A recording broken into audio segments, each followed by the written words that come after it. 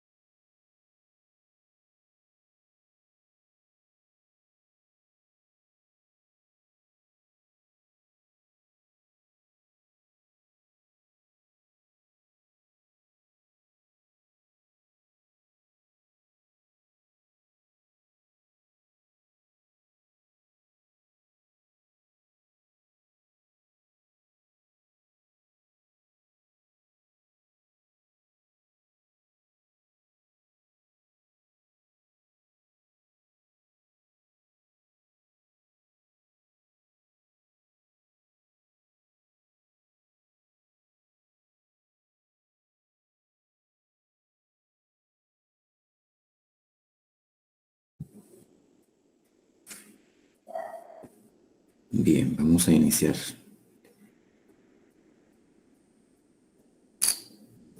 Solo como recordatorio, aunque sé que están plenamente seguros de eso. Esta es la penúltima clase y el próximo sábado es la última y entramos ya a la recta final del semestre. Así de que les recomiendo mucho enfocarse en cumplir con las tareas que están pendientes para no tener inconvenientes de llegar a la nota mínima y acumular una buena zona para garantizar el curso. Lamentablemente por cuestiones, ahí sí que son lineamientos dados por la facultad, no se permiten tareas extras para quienes vayan con nota baja, ¿verdad? Entonces tiene que ser en base a lo que han trabajado durante todo el semestre. ¿Tienen alguna duda en relación a los aspectos administrativos que se vienen? Recuerden que para el examen final tienen que llenar, o sea, llegar a esa nota mínima de zona y tiene un valor de 35 puntos y está prácticamente solo cubriendo el último módulo. Abigail quería hablar. Sí, buenos días. Yo tengo una pregunta.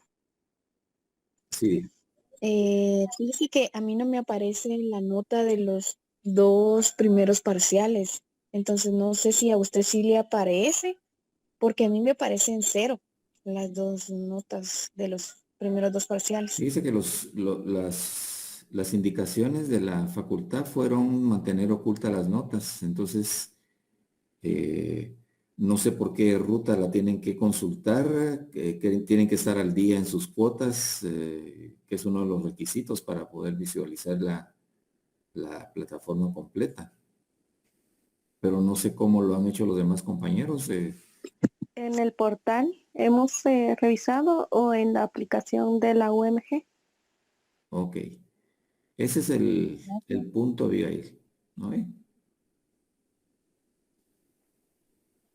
Entonces sí están calificados, ¿verdad? Sí están las notas en las actas, pero son visibles solamente para quienes están al día en sus cuotas y verificar esto. Si no les aparece, a pesar de estar al día, pues hay que verificarlo, pero eso ya no es mío. Tienen que comunicarse al centro y que ahí les dé la información la asistente de la coordinadora. Igual voy a verificar, así como está comentando la compañerita, pero al menos así como en mi caso, sí, no creo que sea por deuda, porque yo Está voy al al día. día. Ajá. Ok. Si verifica entonces, tal vez con uno de sus compañeros para ver cómo lo hacen, pero sí están calificados todos. Sí están sus, y no nos es permitido proporcionar las notas. ¿Alguien Gracias, más? doctor.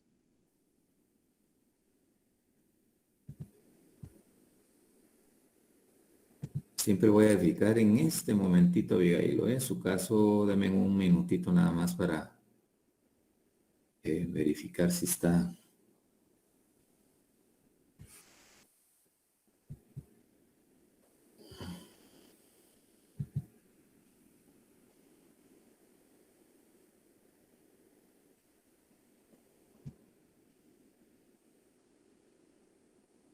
Abigail, ¿usted está en el grupo de portales o está en el grupo de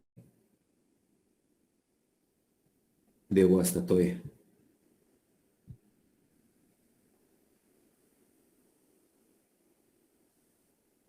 Perdón, ¿me habló?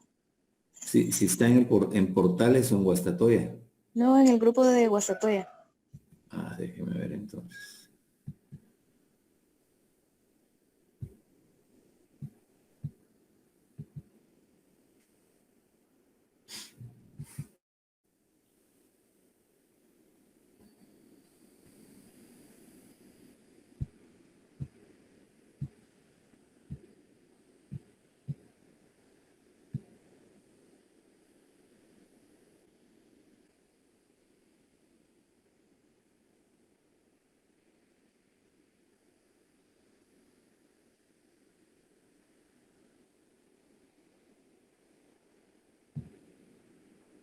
Sí tiene sus notas, ¿no?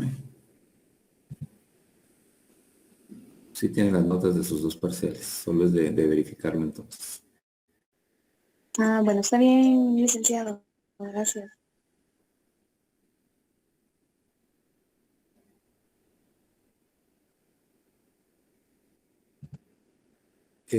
Una consulta antes de entrar al tema. ¿Ustedes ya vieron el tema de demencia y deterioro cognitivo en algún momento? ¿En otro curso?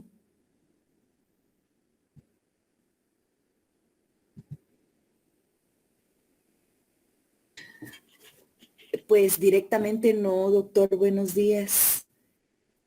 O sea, cosas relacionadas definitivamente, pero así específico no, doc. Ah, ok, bien.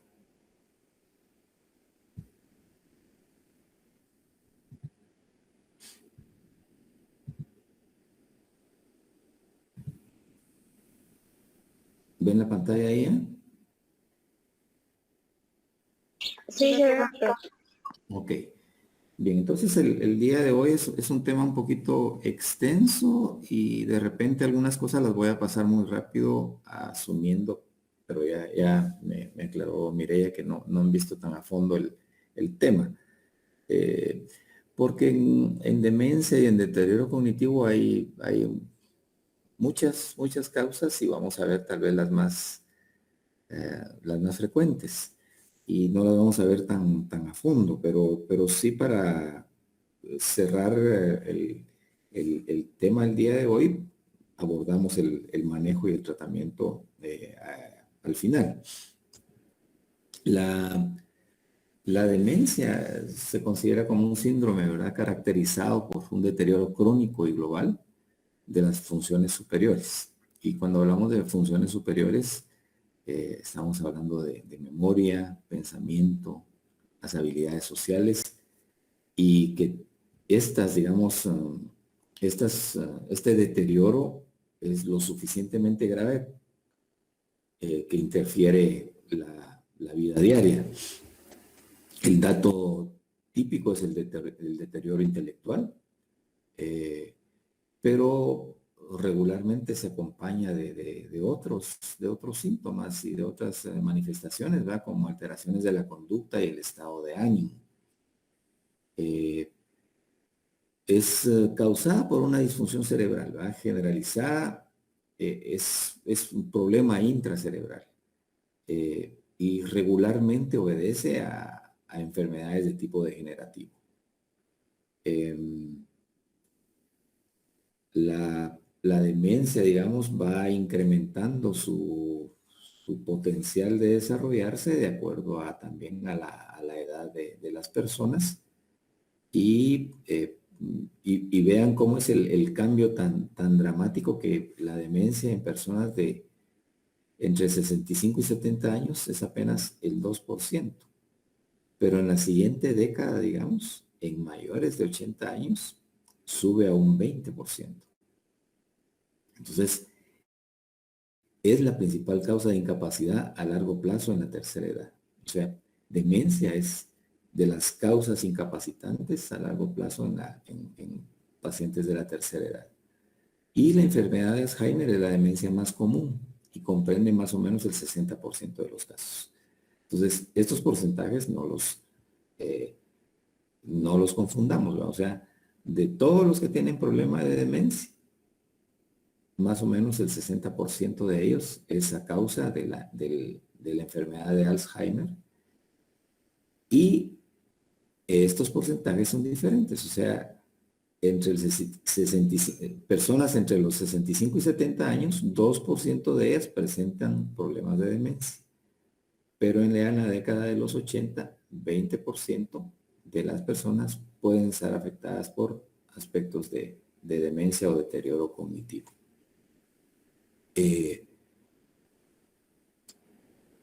Para entrar dentro de la clasificación de demencia, esta enfermedad, digamos, debe ser adquirida para diferenciarla con el retraso mental, ¿verdad? Y cursar con un buen nivel de conciencia, que es para diferenciarla del delirium, que son otras cosas. Entonces, no se trata de una enfermedad específica, pero hay varias enfermedades que pueden provocar la demencia, y la demencia generalmente implica pérdida de memoria. Y hay varias causas que pueden provocar la memoria, pero el hecho de perder la memoria no significa que estemos dementes, pero regularmente es uno de los primeros signos de afección cuando está deteriorándose la cognición. Según la causa de la demencia, algunos síntomas de demencia pueden ser reversibles, pero como vamos a ver más adelante, la mayor parte de ellos son progresivos y regularmente se van complicando, ¿verdad? No son regularmente asociados a un proceso degenerativo crónico, digamos, pero evolutivo. Y tiene variantes en la velocidad en que se pueda presentar en las personas también. Los síntomas, digamos, en relación a los cambios cognitivos que se dan es pérdida de la memoria, que regularmente va a ser notada por otra persona. El paciente regularmente no se da cuenta que está teniendo este deterioro. Tienen dificultad para comunicarse o encontrar palabras, ¿verdad? Que anteriormente eran cotidianas de rutina, y estas personas empiezan a tener ese tipo de problemas, ¿verdad? Entonces se quedan trabados al querer expresar algo porque no olvidan las palabras. Tienen dificultad con habilidades visuales y espaciales, como perderse, ¿verdad? No solo cuando van conduciendo un vehículo, a veces van en algún lugar caminando y de repente no saben en dónde están. Tienen dificultad para razonar o para resolver problemas, o sea, algo que hacían también como cotidiano, después no lo pueden resolver. Aún más las dificultades complejas se les hace más difícil, ¿verdad?, poderlas desarrollar.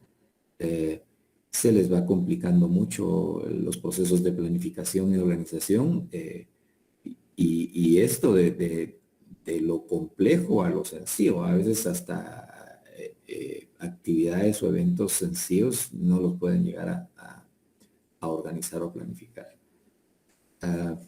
Algunos tienen dificultades ya con la coordinación de las funciones motoras y pueden presentar confusión y desorientación. Los cambios psicológicos que se pueden dar es que empiezan con cambios de personalidad, pueden entrar en depresión, en ansiedad, tienen comportamientos inapropiados ya en las relaciones sociales, pueden entrar ya en procesos de paranoias, agitaciones, alucinaciones, a veces se ponen agresivos y son ese tipo de síntomas a nivel general que no todos se tienen que presentar, como le digo, en forma simultánea, sino que dependiendo del deterioro de la persona, estas manifestaciones van manifestándose, valga la redundancia, se van manifestando en una forma progresiva, aparece una, después aparece la otra, y ya el conjunto de síntomas y de manifestaciones hacen ya sospechar que se encuentra en un proceso de deterioro cognitivo y de demencia. Entonces hay que indagar la causa de lo que le está dando ese tipo de problemas. Entonces regularmente las causas de demencia y deterioro son pérdida de células nerviosas, ¿va? Y la conectividad. En función del área del cerebro dañada, la demencia puede tener un impacto diferente en las personas y provocar diferentes síntomas. Es lo que les decía anteriormente. O sea, cuando hablamos de pérdida de células nerviosas, estas son deterioro de la función, ¿va? De las neuronas y de sus conexiones, y pueden afectar algunas partes del cerebro, y de acuerdo al área dañada va a ser la manifestación que presenta. Entonces estos daños pueden ser por enfermedades degenerativas y puede ser también por problemas inflamatorios o traumáticos agudos, ¿va? Entonces la demencia a menudo se agrupan por lo que tienen en común, como por ejemplo hay todavía fenómenos que se están estudiando y no se sabe la razón de por qué suceden, pero hay depósitos de proteínas o proteínas de una proteína o de varias proteínas que se van depositando alrededor del tejido neuronal y lo van deteriorando, van haciéndolo infuncional. Hay algunas enfermedades que se pueden parecer a las demencias, como las que se producen por reacción a medicamentos o por alguna deficiencia vitamínica, pero no caen en la categoría de demencia. Y estas son reversibles cuando se suple, digamos, lo que falta. Por ejemplo, si es una deficiencia vitamínica y se da, esta se resuelve, ¿verdad? Entonces, si se está tomando un medicamento, se suspende la medicación, pues se resuelve el problema. Entonces, no caen en la categoría de demencia, aunque las manifestaciones que se pueden tener son muy similares al deterioro cognitivo.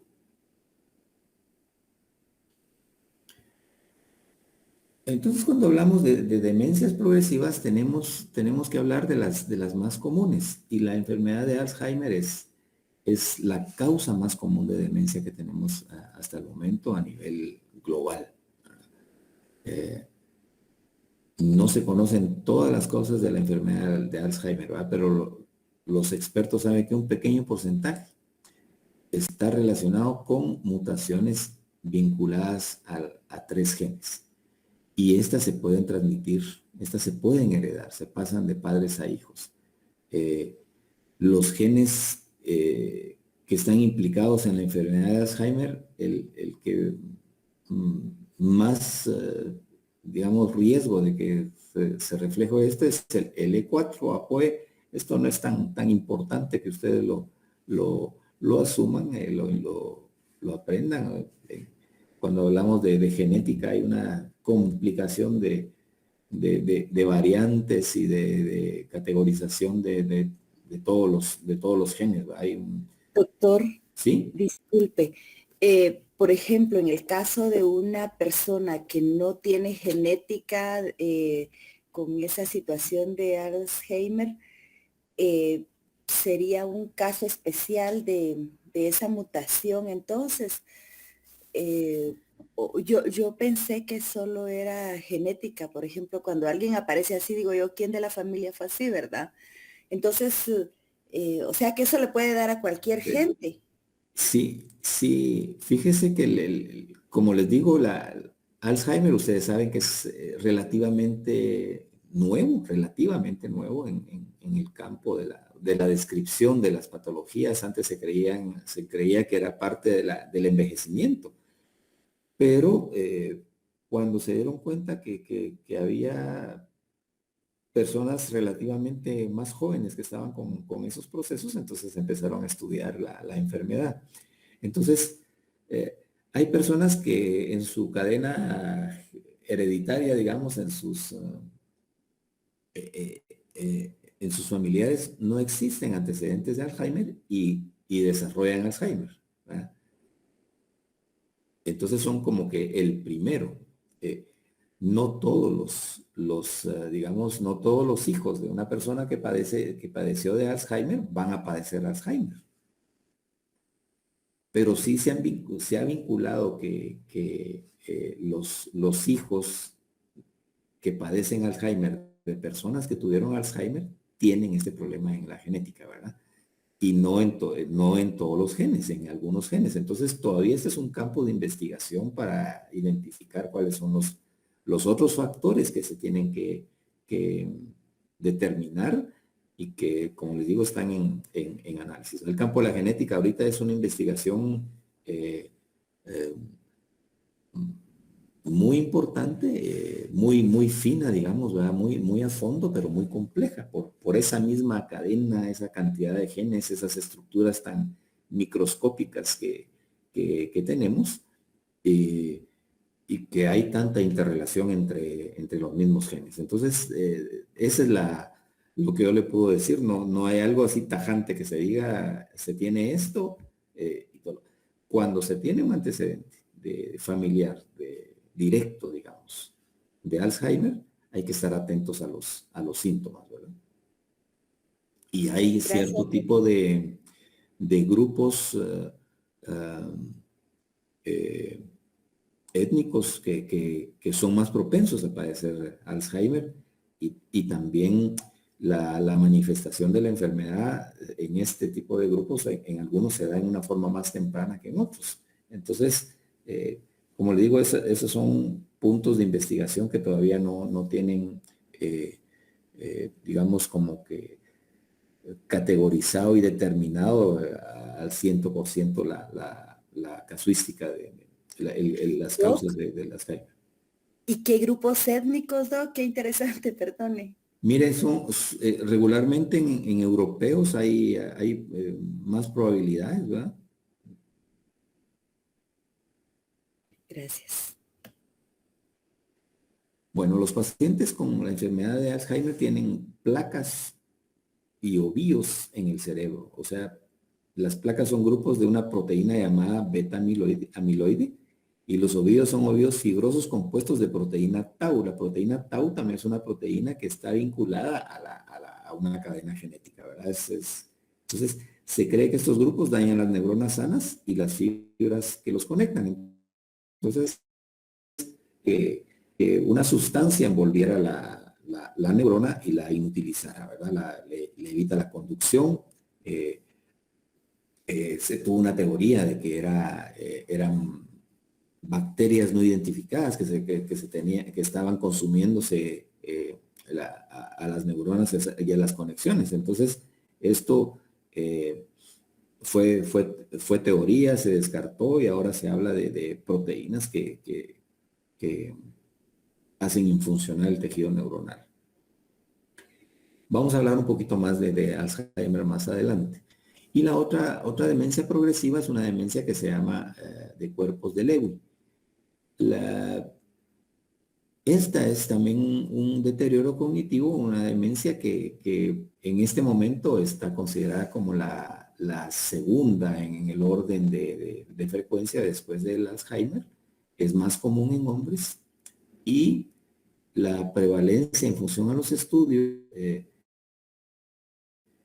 estiman que más o menos del total de demencias, el 10 al 15% pueden ser causadas por estos cuerpos de Lewy. Y estos cuerpos de Lewy también son proteínas. Son proteínas que se forman en forma de globo, y se extienden de manera difusa en las regiones corticales y subcorticales del cerebro. Estos afectan principalmente los sistemas colinérgicos y dopaminérgicos del cuerpo nigroestriado, ¿verdad? El último causante de la sensibilidad este cuerpo recuerden que este cuerpo negro estriado está vinculado también a ¿cómo se llama? La enfermedad de Parkinson. Estos cuerpos afectan la parte de la conexión entre una y la otra neurona. Entonces están metidas en los botones sinápticos y ahí interfieren con la liberación de estos neurotransmisores que son los colinérgicos y los dopaminérgicos. Entonces como que bloquean, alteran el funcionamiento de los neurotransmisores. Dentro de los signos y síntomas que tiene la demencia de cuerpos de Lewy, actuar físicamente los sueños durante el sueño, digamos. Entonces tienen manifestaciones físicas del sueño, o sea, tienen movimientos, etcétera, tienen alucinaciones y tienen problemas con la concentración y la atención. Estos tienen menos problema de la memoria que comparado con Alzheimer, ¿verdad? Y van teniendo movimientos lentos y descoordinados, temblores y rigidez, como el Parkinson. Por eso se llama el parkinsonismo. O sea, son movimientos finos al principio y que posteriormente van a temblores más gruesos hasta terminar con rigidez de las extremidades, ¿verdad? Entonces, el deterioro de la memoria es menos marcado que el Alzheimer. Y por el contrario, dice un deterioro más grave de la función visoespacial, la atencional y aquellas capacidades relacionadas con las funciones ejecutivas.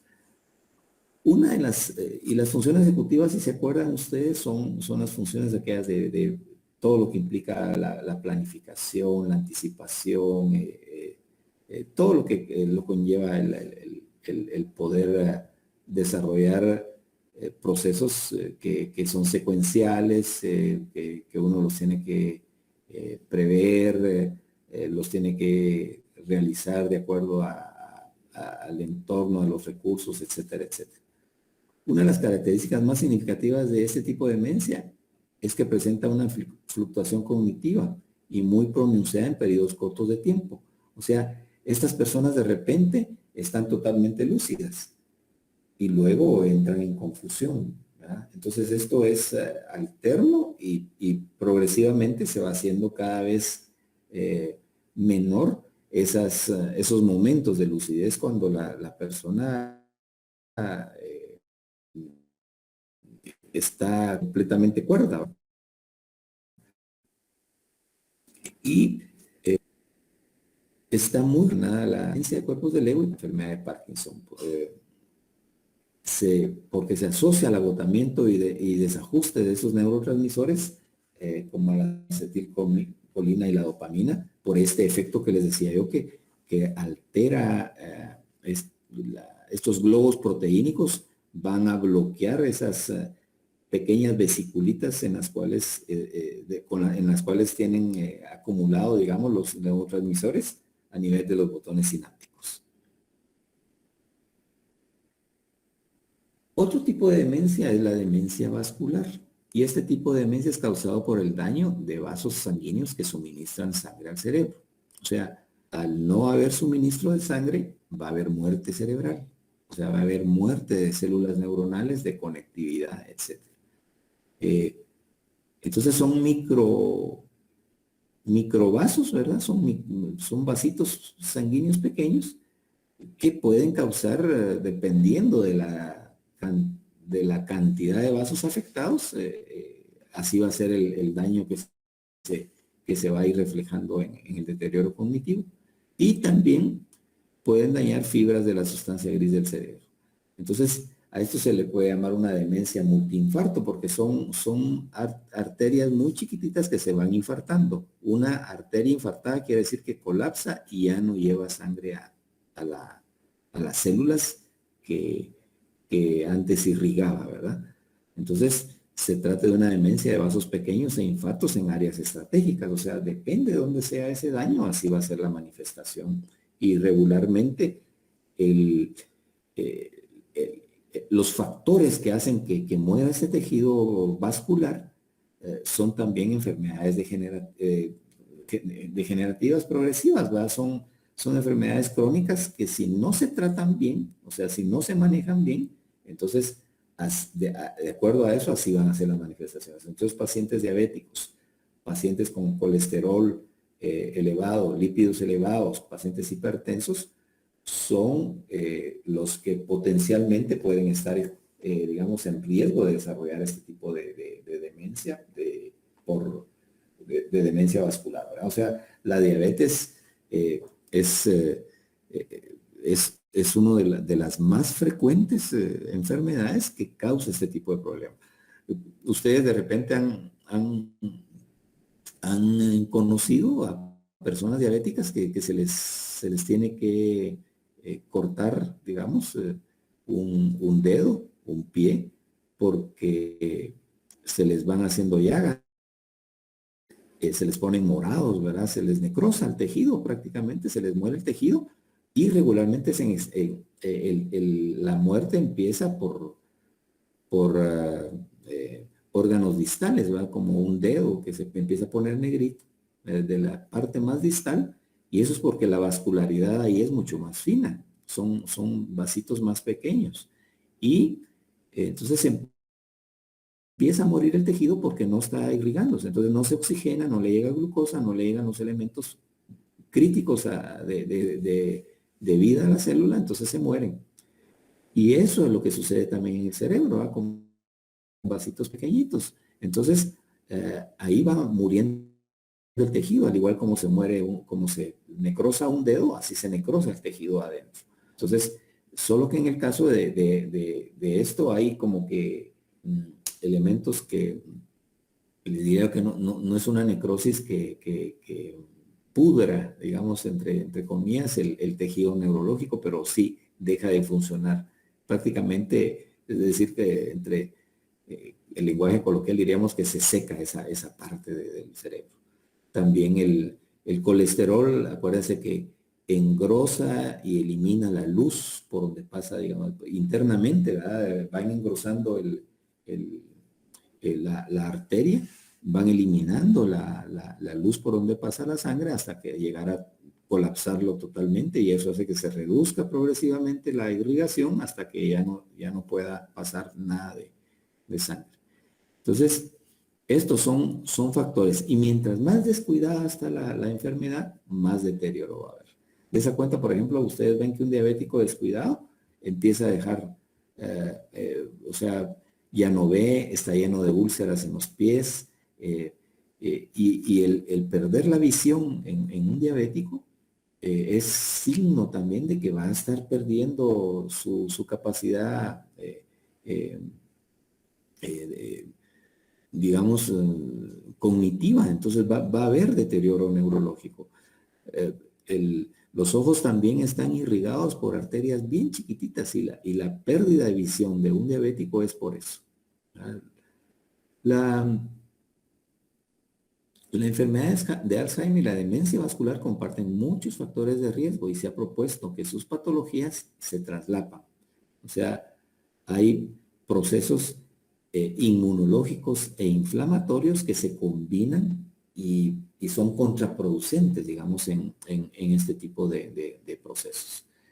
Entonces, vamos a ver que muchas de estas enfermedades, ¿verdad?, de deterioro cognitivo se han hecho autopsias y en un 80% de pacientes se encuentran combinaciones de enfermedades demenciales, ¿verdad? Entonces, no siempre es una sola enfermedad, sino que una enfermedad puede provocar otra, y esto ser un proceso en cadena, ¿verdad? Los síntomas más comunes de la demencia vascular incluyen dificultades para resolver problemas, lentitud en el pensamiento, pérdida de la concentración y de la organización. Estos tienden a ser más notorios que la pérdida de la memoria, ¿verdad? Como lo habíamos dicho anteriormente. ¿Alguien iba a hablar? Recuerden que yo no veo aquí si levantan la mano, entonces mejor si quieren ampliar algo o preguntar algo, que está abriendo sus micrófonos, por favor. Ok. Sigo entonces. Y las otras son el otro tipo de demencias. Hay una demencia que se llama frontotemporal. Recuérdese que esta zona neurológica es sumamente importante para nosotros, ¿verdad? La corteza frontotemporal es de lo más importante para todas las funciones ejecutivas que tenemos, toda la parte cognitiva. Y esta es una demencia en la que predomina el inicio temprano. Antes se conocía como la enfermedad de Pick, porque él fue quien la empezó a describir. Y los síntomas clínicos reflejan la ubicación de la pérdida neuronal. O sea, hay cambio en la personalidad de la conducta, hay aplanamiento emocional y hay déficit de lenguaje. Los factores familiares y genéticos son más comunes que en otras demencias, incluyendo las mutaciones de los genes Tau. Ahí estamos hablando ya también de genes alterados. Otro tipo de demencia es una de deterioro cognitivo leve y se define como la preocupación por el deterioro de uno o más dominios de la cognición y ausencia de demencia y por la preservación de la independencia. Son pacientes que no dependen de otros. Esta condición progresa a demencia solo en una minoría, entre el 5 al 20%. Es un diagnóstico sindromático sin una patología específica única, ¿verdad? En el que están presentes muchos de los factores de riesgo que se encuentran en la enfermedad de Alzheimer. Entonces aquí, volviendo a tomar el tema de Alzheimer, hay otros factores que se suman a aquellas personas que de repente una buena proporción de población tiene posibilidades de desarrollar la enfermedad de Alzheimer, pero los factores que están alrededor de él, ¿verdad? O sea, de repente algún tipo de comorbilidad que se pueda tener, algún tipo de situación ambiental, algún tipo de situación genética, hacen que estas personas desarrollen la enfermedad y otras no. Y hay una demencia mixta, ¿verdad? En mayores de 80 años, como les digo, en autopsia se ha encontrado que algunos inician demencia con una combinación de varias causas, como Alzheimer, demencia vascular y demencia de cuerpos de Lewy.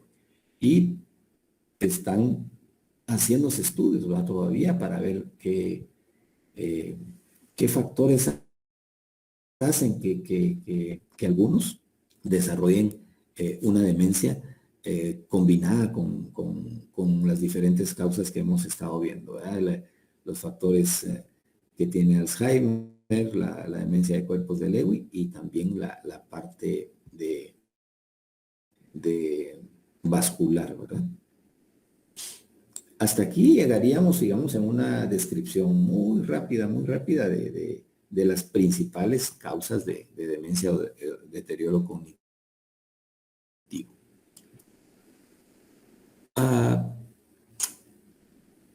Factores de riesgo, ¿verdad? Que pueden tener un efecto, aquí llamémosle protector o un factor de riesgo de desarrollar la enfermedad. Entonces, ¿Qué factores de riesgo existen que no se pueden cambiar? Bueno, la edad. La edad es un riesgo que mientras se aumenta la edad, más propensión a padecer este tipo de problemas se puede tener. La demencia no es parte normal del envejecimiento. La demencia puede ocurrir en personas jóvenes. Y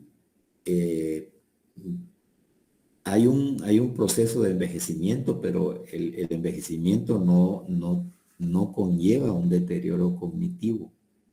Entonces, cuando existe un deterioro cognitivo, hay cierto tipo de demencia. O sea, no solo por ser uno viejito, digamos, tiene que ser loco o demente. No es así. Hay algo que deteriora cognitivamente a esa persona que está envejeciendo. Todos, y vamos, puede ser cualquiera de las patologías que vimos anteriormente. Y la edad es un factor que no se puede cambiar, ¿verdad? O sea, a más edad, mayor riesgo, ¿verdad? De poder tener una de estas demencias. Los antecedentes familiares, o sea, es algo que no se puede cambiar, la genética uno ya la lleva. Entonces, tener antecedentes familiares de demencia pone en mayor riesgo la presencia de la afección en las otras generaciones. Pero no todas las personas con antecedentes familiares llegan a desarrollar síntomas, ¿verdad? Y otras sin antecedentes lo llegan a padecer, ¿verdad? Entonces, no hay manera, digamos, simple de determinar este riesgo, ¿verdad? Si mis padres, alguno de ellos desarrolló demencia, yo lo voy a padecer, mis hijos lo van a padecer. Entonces, posiblemente ya un análisis genético muy fino podría determinar los factores de riesgo, ¿verdad? Pero es muy difícil, ¿verdad? Son estudios muy específicos, muy complicados. Pacientes que tienen síndrome de Down, hacia la mediana edad, muchas personas con síndrome de Down presentan enfermedad de Alzheimer en inicio temprano. Ahora, aquí hay un lapsus en esta diapositiva porque falta el subtítulo aquí que dice factores de riesgo que sí se pueden cambiar. ¿Y qué factores de riesgo? ¿Cómo podemos minimizar los riesgos? O sea, ¿cómo podemos confrontar la situación? O sea, la dieta y el ejercicio. Entonces se habla que una dieta sana, se ha hablado mucho ahora de la dieta del Mediterráneo, donde se consumen muchas semillas, nueces y todo, y eso son factores como preventivos para que este tipo de proteínas no se junte o sea, no ataque a las neuronas, ¿verdad? El ejercicio también lo han vinculado, entonces esto aplica para una vida sana, o sea, estos factores que podrían favorecer o enlentecer, digamos, la llegada de una enfermedad de esta naturaleza. El consumo excesivo de alcohol es un factor que han visto que en el paciente alcohólico la demencia puede aparecer en forma temprana. Entonces, no consumir alcohol en forma excesiva, ¿verdad? Es un factor que es factible de modificar. Factores de riesgo cardiovascular, o sea, la hipertensión, la aterosclerosis y la obesidad son factores de riesgo modificables. O sea, me puedo controlar la hipertensión, puedo controlar la aterosclerosis. Aquí venimos nuevamente a la dieta. Volvemos también a tener controles de cierta en adelante. Es necesario hacerse sus evaluaciones médicas y eso implica estudios bioquímicos, y parte de la bioquímica es ver cómo está uno con su colesterol, el famoso colesterol bueno y el malo que le llaman. Entonces ver cómo estamos uno de eso. Entonces todo eso se puede prevenir. evitar caer en sobrepeso y obesidad, ¿verdad? Que ese es un factor que se puede también reducir. La depresión, pacientes depresivos tienden más a padecer de demencia, entonces tratar la depresión en forma apropiada. Paciente diabético controlado, se reduce las posibilidades de padecer este tipo de enfermedades. Se descontrola, es un irresponsable con tomar sus medicamentos y con la dieta, son personas que van a tener más riesgo.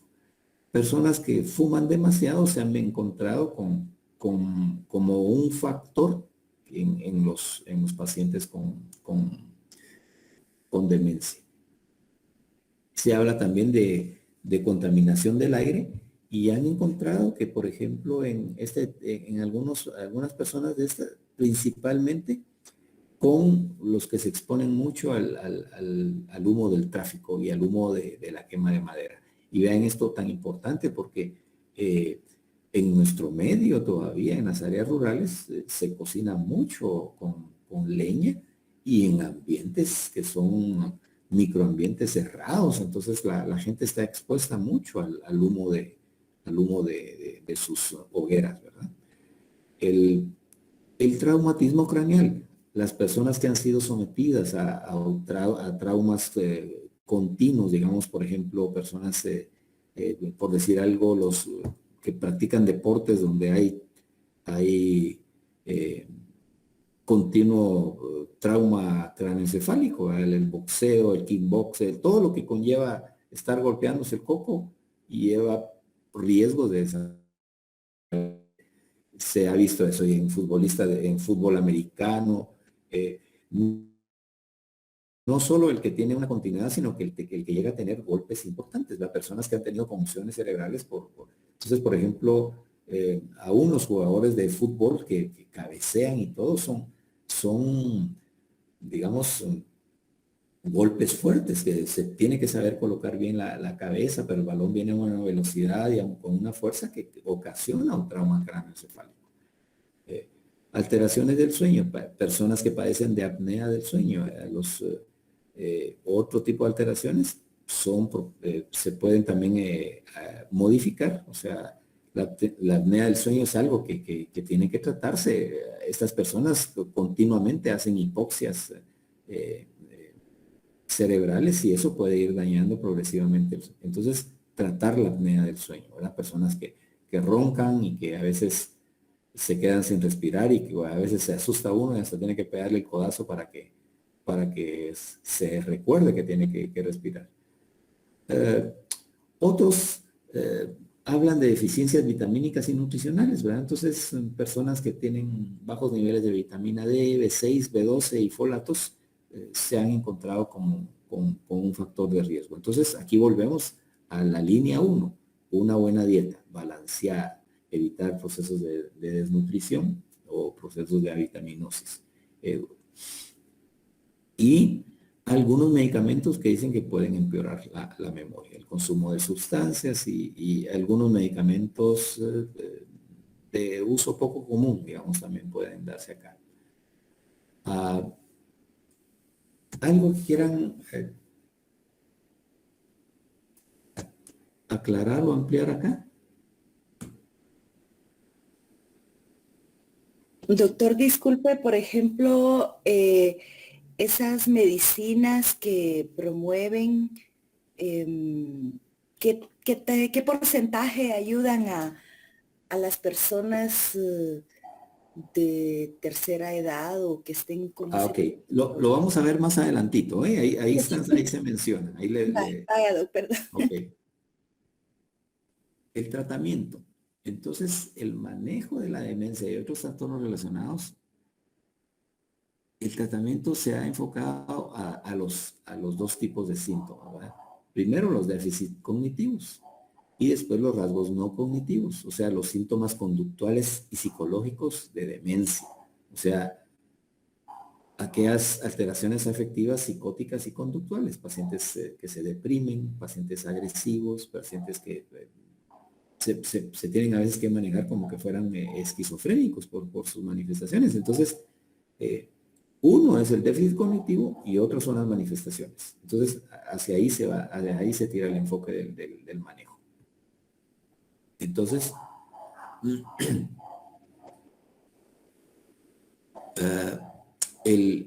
el tratamiento se habla de la suspensión o la limitación de los fármacos con actividad sobre el sistema nervioso central. A menudo mejoran la función. Los agentes sedantes y anticolinérgicos que tienden a empeorar la demencia deben evitarse. Eso es como primera línea de entrada, aspectos generales. Hay medicamentos que son específicos para cierto tipo de demencias, como los inhibidores de la colinesterasa. Ahí está, se menciona el donapecilo, la ribastimina, la lantamina. Son en cierta medida eficaces para mejorar la función cognitiva en pacientes con enfermedades de Alzheimer o con los que tienen demencia por los cuerpos de Lewy. Y podrían ser útiles también en otras formas de demencia. Estos fármacos inhiben la acetilcolinesterasa al aumentar la concentración de acetilcolina en el encéfalo. O sea, a través de bloqueo de la acetilcolinesterasa. La memantina es un antagonista N-metil de aspartato. Puede ayudar a disminuir la progresión de la pérdida de la función cognitiva en pacientes con demencia moderada a grave, y puede ser sinérgica cuando se usa con un inhibidor de la colinesterasa, ¿verdad? Sinérgico quiere decir, habíamos hablado en principios de farmacología en las primeras clases, sinergia es 1 más 1, 3, ¿verdad? Sinérgico quiere decir que uno potencia al otro.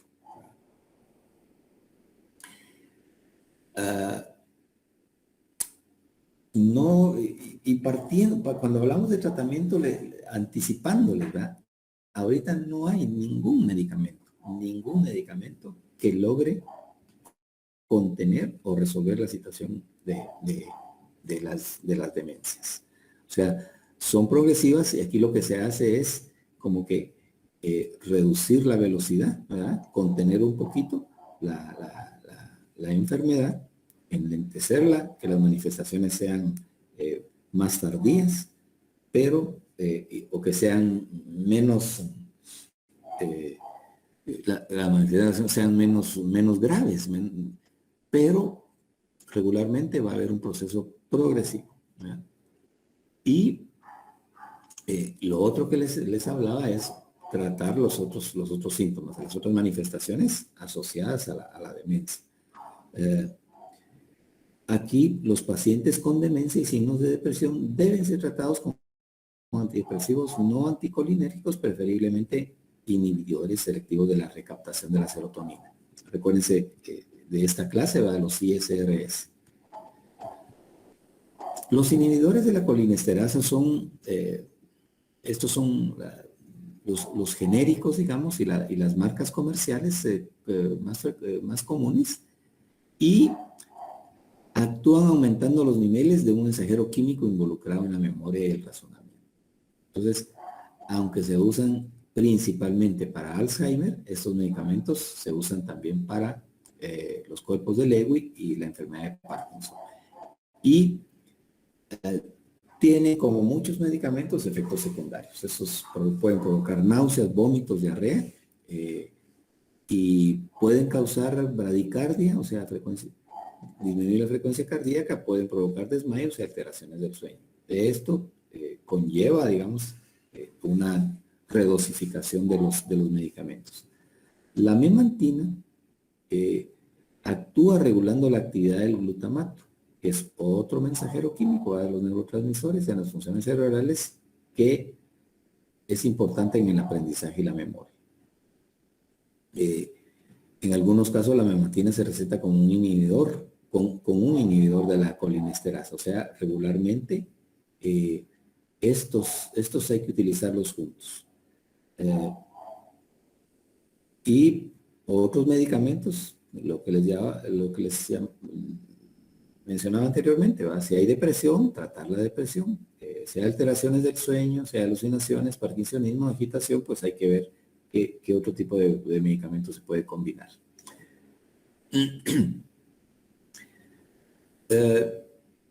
Entonces, si vemos, digamos, lo que se ha encontrado hasta el momento es que los inhibidores de la colinesterasa mejoran modestamente la función cognitiva y la memoria en algunos pacientes. Y habíamos mencionado los que hay disponibles, ¿verdad? El donepezilo, la rivastigmina, la galantamina y la tacrina, que se usa muy poco por ser hepatotóxica, ¿verdad? Entonces, los otros tres son los que más se utilizan. El donepezilo es un agente de primera línea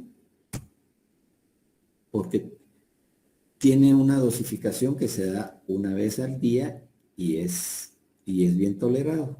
Y aquí está la dosificación en la cual en el campo de ustedes no nos metemos, sino que eso se lo dejamos al médico, al neurólogo, para que él sea quien defina la dosificación del paciente, la duración que debe tener el tratamiento y si es necesario ir modificando la dosificación en forma progresiva, de acuerdo a la respuesta que se está teniendo por parte del paciente. Regularmente la dosificación incremental de acuerdo a las manifestaciones del Alzheimer, ya cuando pasa de moderado a grave, la dosificación tiende a aumentarse al doble. El tratamiento debe continuarse si los deterioros funcionales son evidentes después de varios meses. O sea, no son de los medicamentos que hay que tomarlos a largo plazo, ¿verdad? Los efectos adversos más frecuentes son gastrointestinales, ya los habíamos hablado, náusea y diarrea. Lo otro ocurre muy poco, esa bradicardia, los mareos. Los efectos adversos se pueden modificar si graduamos la dosificación progresivamente, ¿verdad? Si la vamos incrementando poco a poco. La memantina es un antagonista del N-metil de aspartato y parece, digamos, mejorar la función cognitiva y la capacidad funcional de los pacientes con Alzheimer, ¿verdad? Pero es poco. El cuidado que hay que tener también en la función renal que tienen que tener estos pacientes apropiada para que no se acumula, ¿verdad? Aquí es en relación a lo que preguntaban antes, el interés en otros fármacos para mejorar la cognición, los nootrópicos que se conocen. Estos son los medicamentos que dicen que para mejorar la memoria. Estos, junto con los fitoquímicos como el ginkgo biloba, otro tipo de estimulantes, no han generado, digamos, una utilidad clínica. O sea, no hay una evidencia científica que diga si mejora el paciente, ¿verdad? Aunque ustedes puedan tener testimonios, esto puede ser algo que, ¿qué les diría yo? Si no hace daño, pues darlo, ¿verdad? No hay ningún problema. Pero que tenga un efecto es cuestionable porque científicamente esto no ha sido comprobado con evidencia contundente, ¿verdad? También se habla de dar altas vitaminas, altas dosis de vitamina E, ¿verdad? Se habla de los antiinflamatorios no esteroideos, ¿verdad? Y las estatinas, todo eso tiene también muy poca evidencia. Las estatinas son medicamentos que se utilizan para bajar el colesterol. Entonces, no hay evidencia tampoco de esto, ¿verdad? Hay tratamiento con estrógenos, que tampoco da evidencia en la prevención o tratamiento. Serían más placebos. Placebos serían. Podrían ser como placebos y en algunos casos evitarlos, ¿verdad? Porque por ejemplo, estos estrógenos son nocivos. Y hay otros que están en investigación, en estudios, ¿verdad? Pero no hay nada todavía que se pueda dar como contundente en el tratamiento. Ahora, el tratamiento, como hemos estado viendo en los otros problemas, tiene que ser un tratamiento integral.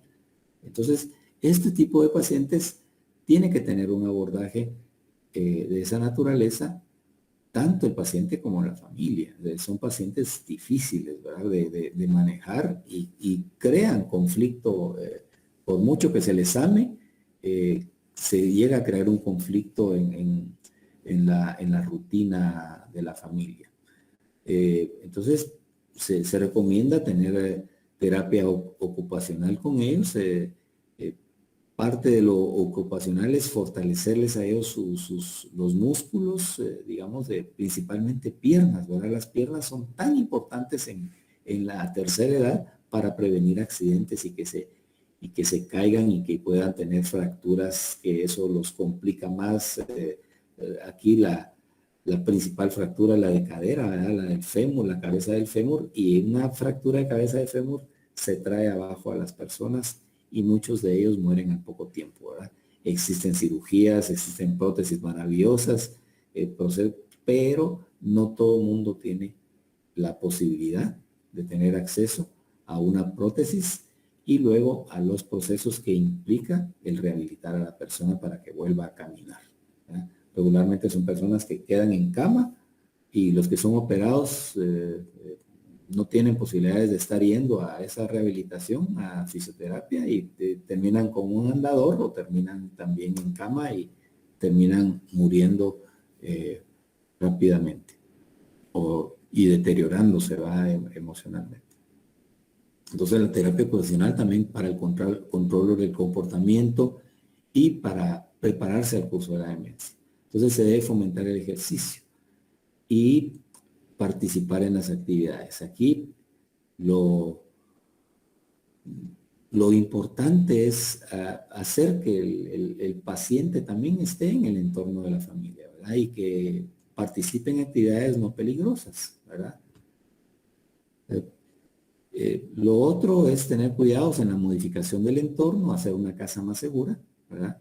Evitar tener al alcance de ellos instrumentos con los que se pueden herir o matar, ¿verdad? Cuchillos, tijeras, todo eso hay que tenerlo escondido.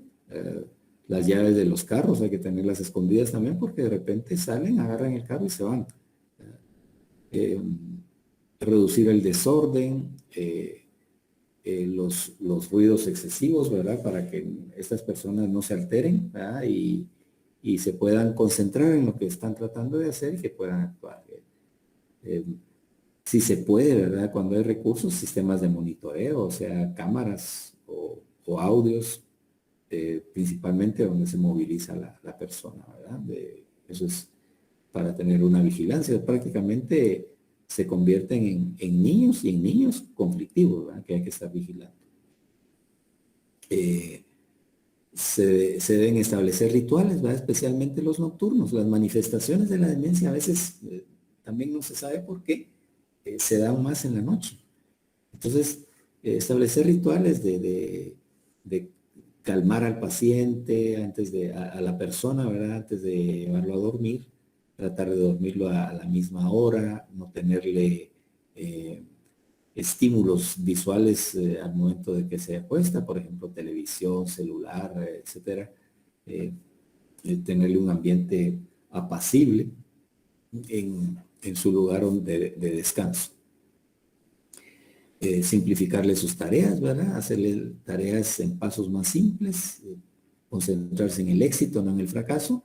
Estas pacientes tienden a frustrarse y a ponerse violentas cuando no logran hacer algo, ¿verdad? Entonces hay que tratar de no darles tareas complejas y estimularlas mucho cuando logran, ¿verdad? Y cuando fracasan, estar con ellos, también apoyarlos y evitar que que se excedan en sus manifestaciones de frustración. La estructura y la rutina también ayudan a reducir la confusión, o sea, tenerles, digamos, bien esquematizado el día sobre lo que hay que hacer, los horarios, los lugares, etcétera, etcétera, es bien importante. O sea, sus comidas, sus cuidados higiénicos, el salir a pasear, el jugar con ellos, el tener una actividad ocupacional con ellos, todo eso lo deben de tener bien organizado. La medicina alternativa, pues aquí la mencionan ya, entonces hay medicina alternativa que se pueda dar, ok, démosla si no hace daño, si el ginkgo biloba no hace daño, démosle. Si hay otro estimulante de la memoria y lo podemos comprar, usémoslo, pues. Y hay otras terapias como la musicoterapia, la aromaterapia, el tener el cuidado de una mascota, fisioterapia, ¿verdad? La terapia del arte, que pinten, que dibujen, que toquen un instrumento,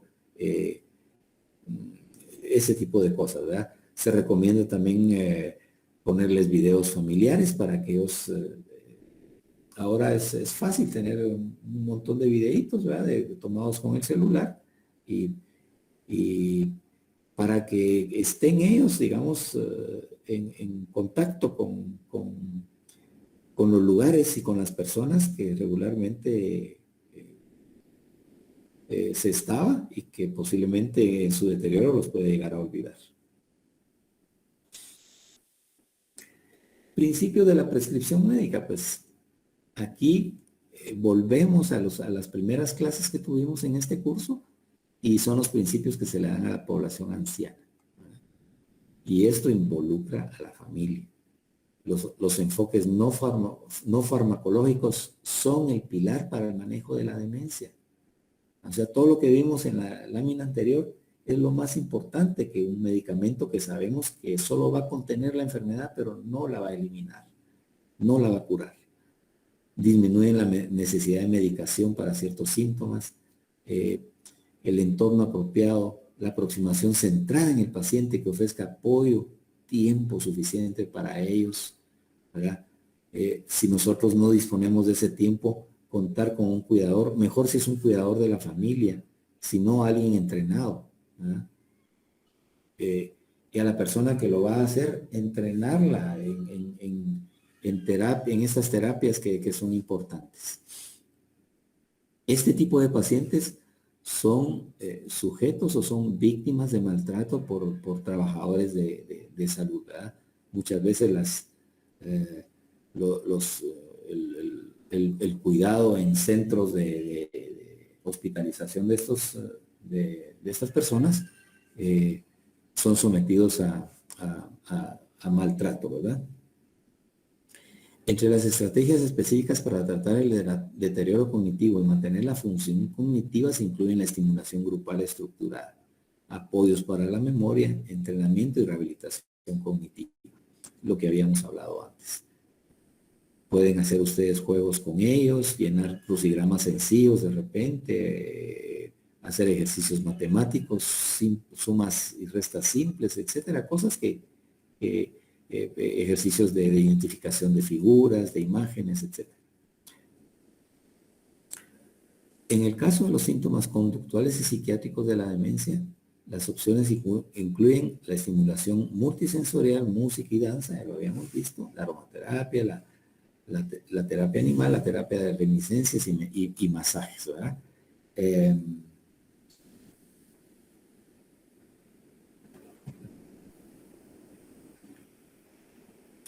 En el Reino Unido, las directrices de control de calidad, digamos, recomiendan en relación al tratamiento farmacológico,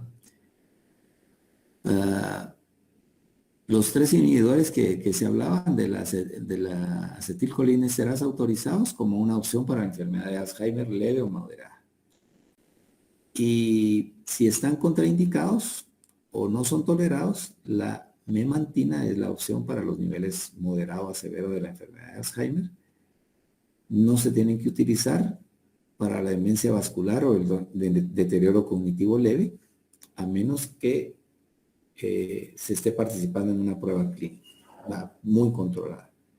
Y el tratamiento debe ser iniciado por especialistas en atención de la demencia. Esto implica que tienen que tener evaluaciones con cierta regularidad relacionados al dominio cognitivo, global, funcional y conductual, y debe continuar solo en la medida del tratamiento, ¿verdad? Solo en la medida que resulte benéfico. Si no está sirviendo de nada, mejor no darlo.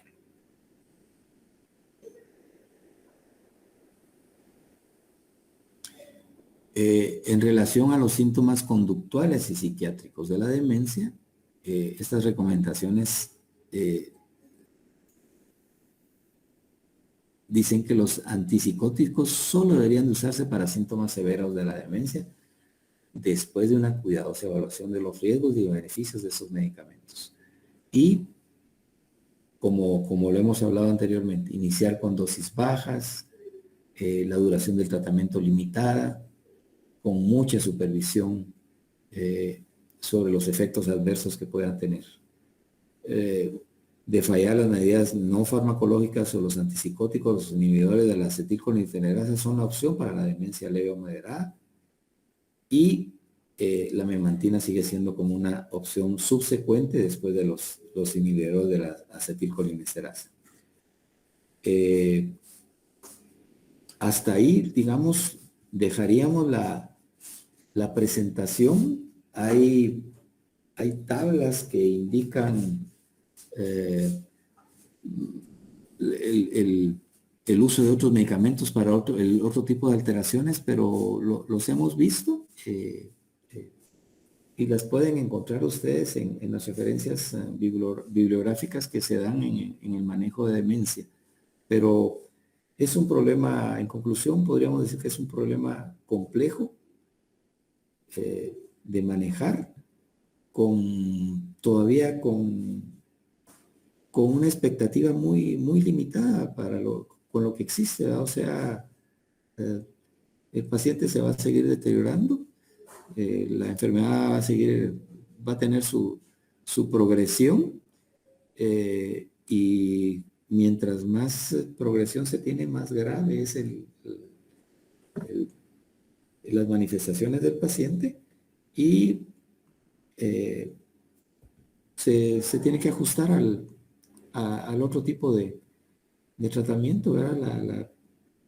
Los otros factores que no son farmacológicos son los más importantes, como decía en esa lámina, y el trabajar en equipo como familia, ¿verdad? Esto es bien importante.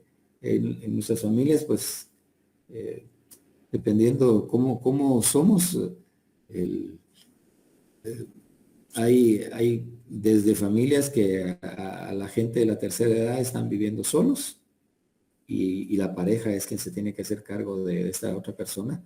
Cuando ya son muy grandes, es importante revisar esto, porque es una sobrecarga para la otra persona y están en riesgo los dos. El manejo institucional, pues, es una alternativa para quienes tienen recursos. Es sumamente caro en Guatemala, ¿verdad? No hay muchas instituciones que se hagan cargo de esto, y el manejo institucional del Estado da pocas alternativas, y muy sujetas a observar, ¿verdad? Y evitar lo que se daba antes con mucha frecuencia acá, que es el maltrato al paciente. Cuando nuestra familia vivimos con nuestra familia ampliada, digamos, cuando viven 3 generaciones, ¿verdad? Hay abuelos, padres y hijos que son a la vez nietos. Hay que tener también mucho cuidado con esto, con los chiquitines, cuando hay adolescentes, la paciencia que deben de tener, etcétera, ¿verdad? El cónyuge del hijo de la persona que está deteriorada tiene que tener también mucha paciencia para tolerar y aceptar esto. O sea, la complejidad de nuestros núcleos sociales en la familia, ¿verdad? Entonces, esto, de acuerdo a eso, es que se tiene que definir esa ese tratamiento de apoyo al paciente. ¿Comentarios? ¿Preguntas?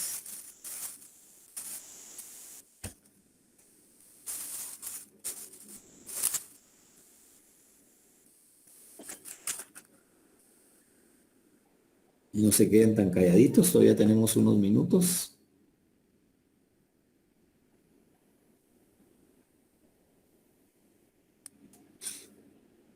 Por mi parte está todo claro, doctor. Lo que entendí es que entonces los medicamentos lo que van a hacer es retrasar un poco estas, como estos deterioros en las funciones cognitivas, ¿verdad? Eso es lo que entendí.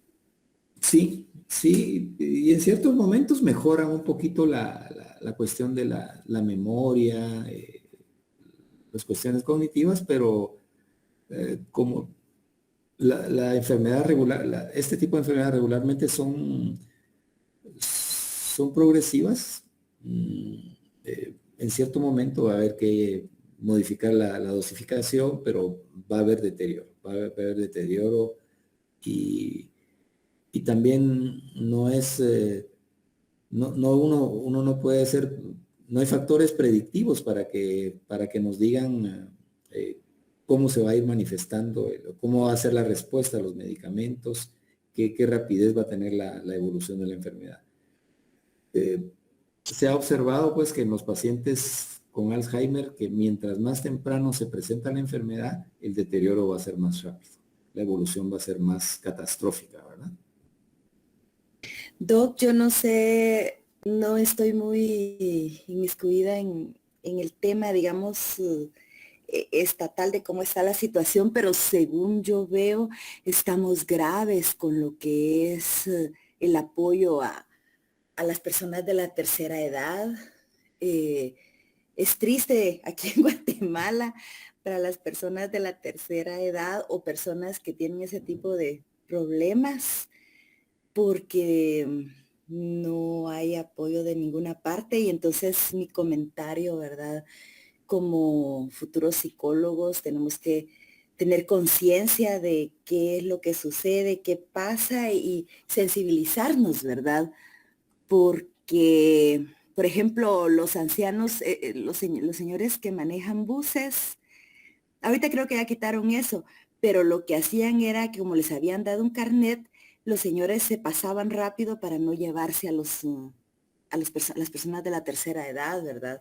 Y en todos lados, yo no veo que se les trate bien. En, en sí, Mireya, la cobertura social No, en Guatemala a nivel de toda la población es un desastre. es ¿Verdad? un No hay desastre. capacidad. Los más afectados son las edades extremas, la niñez y la vejez. Fíjese, Niños fíjese, Doc, especiales, adolescentes especiales, adultos de tercera edad que tengan problemas de este nivel, o sea, la salud mental es, dentro de esa, digamos, atención social integral que debe tener la persona, no tenemos una cobertura importante, la calidad de lo que se tiene es cuestionable, los recursos que se le asignan nada. a estas instituciones son muy limitados, son insuficientes definitivamente, tenemos una brecha gigantesca, gigantesca para atender este tipo de problemas. Entonces, Fíjese, Doc, nuestra función, digamos, yo sé que nuestra función profesional, dependiendo de donde nos desenvolvamos, eh, eh, es para también nosotros mejorar nuestra condición, nuestra situación económica y todo, pero tenemos que tener proyección social. Hace falta en Guatemala eso. Con una persona, dos fíjese, personas que atendamos es algo, es un aporte. yo me he puesto a pensar a veces, Doc, por ejemplo, digamos, con el Estado no tenemos respuesta más que pura corrupción, discúlpeme, ¿verdad? Pero aquí estamos, estamos comentando, yo sí soy muy franca en exponer eso, ¿verdad? Se ve la situación en que estamos. Entonces me pongo a pensar, bueno, si todavía se dan las situaciones de establecer una ONG, yo me enfocaría en dos situaciones. Una sería en atender al paciente de tercera edad y ese tipo de cuestiones que vimos ahora. Y otra sería en ver cómo se fomenta el cuidado de la salud mental, porque estamos graves también con la salud mental. La gente prefiere ir con brujos, ¿verdad? Que sale más barato porque no se les atiende ni nada, ¿verdad?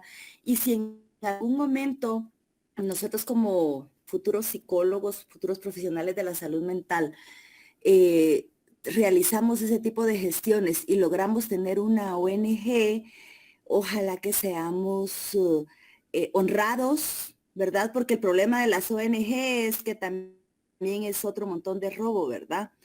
Que se ha dado, no en todo, pero yo es lo que oigo, es lo que escucho como pueblo, ¿verdad?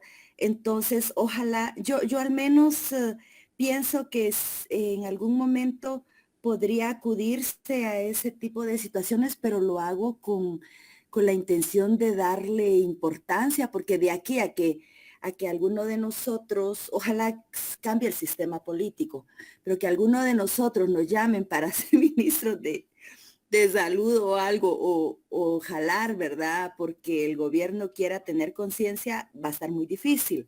Entonces, y en las ONG, si lo logramos, que sería la otra opción, que seamos honrados y darle importancia a estas poblaciones tan abandonadas y disciplinas tan abandonadas, ¿verdad? Salud mental, aquí no hay cuidado para eso, no hay interés, ¿verdad?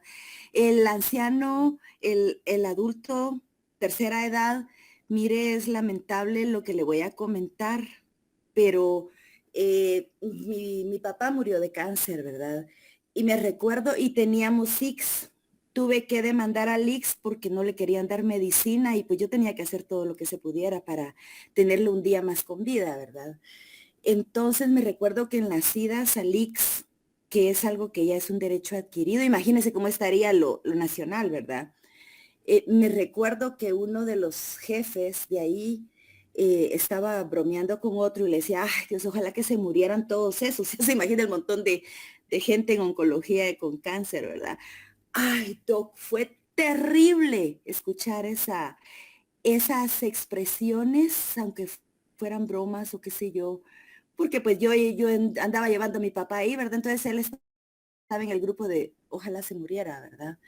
Entonces, es lamentable, así que yo les diría a mis compañeros que tenemos un futuro y yo los veo muy brillantes a ellos. Y si en algún momento llegaran a ocupar puestos o pudieran tener la posibilidad de apoyar, que todo esto que sea por algo, que tengamos conciencia, ¿verdad?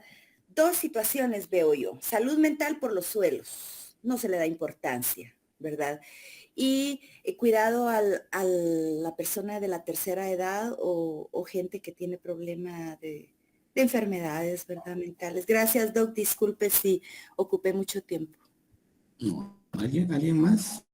Son importantes sus comentarios, Mireya, porque estamos en una plataforma, no en esta plataforma virtual, estamos en una plataforma donde pertenecemos a un grupo privilegiado que tiene acceso a la educación universitaria, ¿verdad? Menos del 2% de la población de Guatemala lo tiene, y se reduce ese porcentaje si hablamos de personas que tienen acceso a una universidad privada, ¿verdad? Y ya en el ámbito profesional de servicio, ustedes se van a enfrentar a varias crisis, ¿verdad? En primer lugar, la salud mental, como decía Mireya, está por los suelos, es algo que no está considerado como una prioridad, nunca lo ha estado en Guatemala. Y esto no solo es relacionado a salud, no es a un ministerio de salud, es a un contexto. Es un contexto social deteriorado por pobreza, por marginalidad, por discriminación, por violencia, y un sinfín de factores que integralmente impactan en la persona, en la familia, en la comunidad. El abordaje de las cosas, lo difícil que es que sean acciones sostenibles, y la acción más sostenible es la educación, y la educación empieza desde el principio, ¿verdad?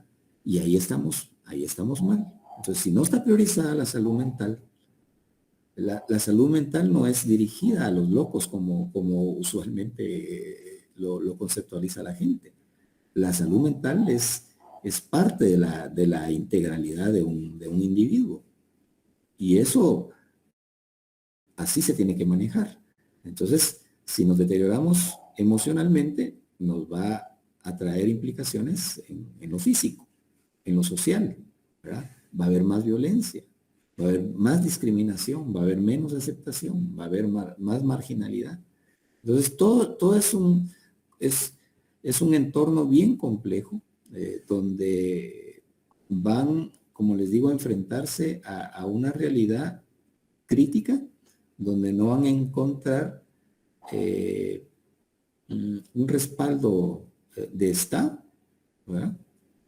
Y en respaldo de Estado estamos hablando de todos. El Estado no solo es el gobierno, el Estado somos Guatemala, o sea, somos un país. Y ahí está la estructura de gobierno, está las organizaciones no gubernamentales, está la iniciativa privada, y están otros sinfín de entidades. Estamos nosotros somos el Estado. Entonces, tomando el ejemplo de Mireya, tenemos que seguir siendo, o sea, tenemos que ser apasionados con lo que trabajamos, con lo que hacemos. ¿Verdad? Y no tenemos que, esa pasión con romanticismo de querer cambiar las cosas, hay que hacerlo. Y con cambiar a una, a dos personas, a una institución, esos son logros que uno los debe de considerar. Las organizaciones que están destinadas, hablando en este grupo de población, son pocas las instancias que van a querer financiar una organización de esta naturaleza, ¿verdad? Son muy pocas. Hay otro sinfín de apoyos que se pueden conseguir por otro lado. Entonces, en este campo es bien reducido en Guatemala las posibilidades. O sea, meter a un anciano a una institución de cuidado es sumamente difícil en el Estado y en lo no gubernamental. En lo privado es casi que inalcanzable para las personas que están de clase media alta para abajo. O sea, casi solo de media alta. De alta para arriba, digamos. O sea, es insostenible, es muy caro. Una organización no gubernamental que sea sostenible para esto, recordemos, tiene que haber, si fuera algo de hospitalizar gente o de ingresar gente, aunque fuera temporal, requiere de una infraestructura adecuada. O sea, no es una casa cualquiera, es una casa con, digamos, una preparación especial para estos cuidados, personal a cargo entrenado, y todo lo que requiere el funcionamiento de la organización o de la institución. No dejar de pensar lo que se puede hacer, porque se puede hacer y muchos lo han hecho, ¿verdad? Y sostener eso es difícil. Mira, yo no sé si ustedes estuvieron al tanto de las cabecitas de algodón, lo que les ha costado, todas las gestiones que tienen que hacerse. Y estas personas no están nadando en plata los que están en estas organizaciones, y claro que hay mal uso de los recursos que se obtienen, pero son muy limitados los recursos. Entonces, la mayor parte de población está fuera de la cobertura de una atención apropiada. Entonces nos corresponde a los que estamos con ellos, a la familia, el atenderlos y el asesorarnos, ¿verdad? Si podemos, que nos den esas orientaciones de cuidados, leer mucho, pero la gente que no tiene acceso ni siquiera no tiene la instrucción para esto. O sea, y como les digo, volviendo a dónde tenemos que invertir. educación inicial, a cambiar al niño. Miren, el niño que estudió, se convirtió en profesional y fue un médico y hace un comentario de que mejor se muera toda esta gente. O sea, eso es una pérdida de recurso humano que está deshumanizado. Es recurso humano deshumanizado, ese es un recurso nada más. Pero no es funcional. O sea, esta persona va a tener maltrato hacia sus personas. Y eso lo vemos con las instituciones. O sea, vayamos al ICS, vayamos a la red de servicios. Y yo trabajo parte de mi trabajo es en el Ministerio de Salud. Vayamos a esos lugares. Y una buena proporción de gente va a dar una calidad de atención mala. Otros pésima. ¿Verdad? La atención con calidad y calidez se practica muy poco y hay que batallar continuamente para hacer cambiar de actitud a las personas. Y socialmente las personas de la tercera edad están marginadas. Miren esas jubilaciones dan pena, o sea, dan pena el alcance de cobertura que tienen gentes que dio su vida trabajando para una institución, para una organización, para el Estado. Y están ahí olvidados, ¿verdad? Con sueldos que no les alcanzan ni para comer, menos para medicamentos, menos para buscar atención especializada. Y veamos cuántas instituciones de salud mental, entre comillas, tenemos en el país, ¿verdad? Entonces, tenemos que venir a la capital para internar a un paciente. Y la calidad, y hay que ver que cuando nos da turno un psiquiatra en un hospital, digamos, del Estado, un hospital gubernamental. Veamos cómo están las citas con los psiquiatras, con los psicólogos, las psicólogas. Mientras no se invierta y no se atienda la cuestión desde las raíces de cambiar a las generaciones que vienen, aquí vamos a caminar muy lento, pero eso no nos debe desanimar, ni nos debe de dejar de ser, como les digo, apasionados y románticos en nuestro servicio y que no nos frustremos en el camino. Y que no nos dejemos absorber por un sistema inoperante y que muchas veces lo quieren meter a uno en el costal de la mediocridad. Entonces, la función nuestra es prepararnos lo mejor posible. Y eso le va a dar calidad al servicio que van a tener.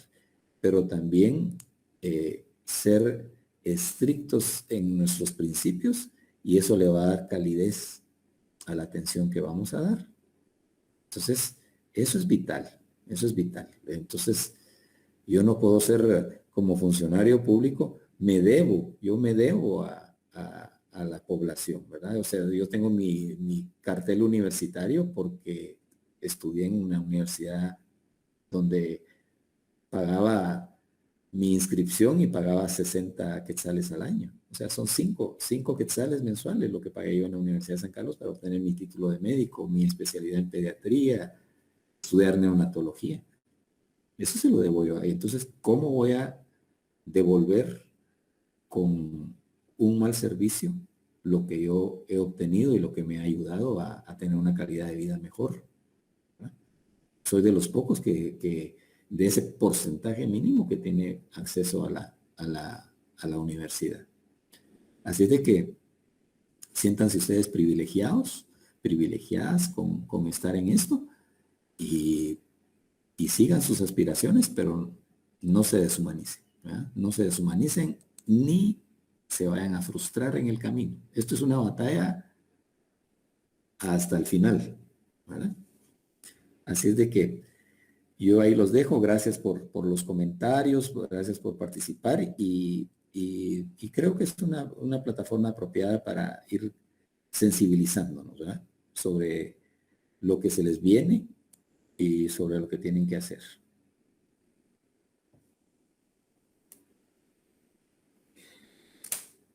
Si no hay más comentarios, lo dejamos acá y ahí va, y como les digo, se esfuerzan los que van con niveles bajos y los que van también con buena nota, pues cierren la recta final con un sprint así salvaje de lograr un buen examen final y una buena calificación de sus tareas. Los veo dentro de 8 días con la última clase.